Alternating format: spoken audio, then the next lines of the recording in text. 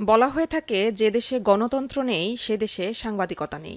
সংবাদ মাধ্যমকে গণতন্ত্রের চতুর্থ স্তম্ভ বলা হলেও বাংলাদেশে গেল ১৫ বছরে ছিল না গণতান্ত্রিক চর্চা। তাই দেশের সংবাদ মাধ্যমগুলোর ভূমিকাও ছিল প্রশ্নবিদ্ধ। সরকার পতনের পর গণতান্ত্রিক ধারা ফিরিয়ে আনতে গণমাধ্যমকে জনবান্ধব করতে তৈরি করা হয় গণমাধ্যম সংস্কার কমিশন। গণতন্ত্রকে পুনরায় সুসংগঠিত করতে গণমাধ্যমের ভূমিকা নিয়ে সিরডাপ মিলনায়তনে সংলাপ করে সেন্টার ফর গভর্নেন্স, যেখানে গণমাধ্যমের স্বাধীনতা, সঠিক বেতন কাঠামো, সুরক্ষা আইন, একক মালিকানাহীন গণমাধ্যম প্রতিষ্ঠা এবং নিয়ন্ত্রণমুক্ত প্রেস কাউন্সিল গঠনের দাবি তুলে ধরেন বক্তারা। ডিজিটাল প্ল্যাটফর্ম, ওটিটি, তারপরে আরো যেই নতুন জিনিসগুলি আসছে সেগুলির সাথে আসলে যুগোপযোগী যে আইন সেটা আসলে সেভাবে প্রণীত হয় নাই অনেক ক্ষেত্রে। সো ওই আইনগুলিকে নবায়ন করা দরকার। গণমাধ্যম দিনে দিনে মানুষের আস্থা হারিয়ে ফেলেছে, সেখানে সামাজিক যোগাযোগ মাধ্যম যুক্ত হয়েছে।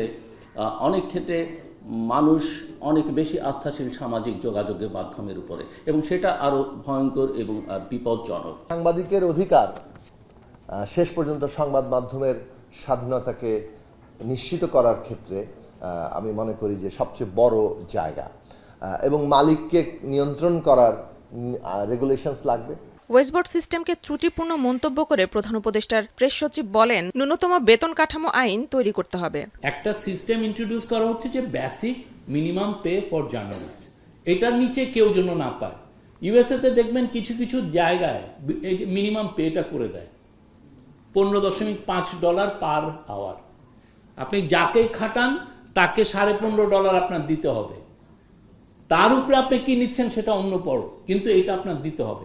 বাংলাদেশে কোনো সংবাদপত্র, কোনো নিউজ ওয়েবসাইট, কোনো তাকে আমার নিশ্চিত করতে হবে যে সে যাকে এমপ্লয় করে তাকে এই বেসিক মিনিমাম পে জন্য তার 35,000 থাকে বা 40 থাকে। গণমাধ্যম সংস্কার কমিশনের প্রধান বলেন, সংবাদ মাধ্যমের দায়িত্বশীলতা, জবাবদিহিতার আওতায় আনতে কাজ করছে কমিশন।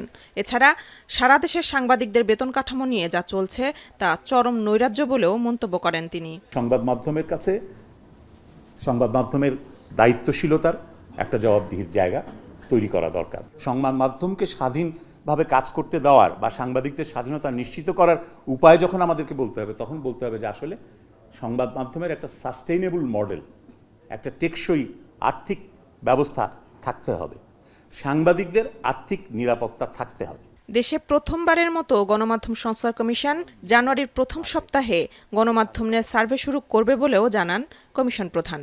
বাংলাদেশে একটা ন্যাশনাল মিডিয়া সার্ভে হচ্ছে। এই সার্ভেটা হবে 1 তারিখ থেকে 7 তারিখ পর্যন্ত। মেহেরিন অ্যানি, এখন, ঢাকা।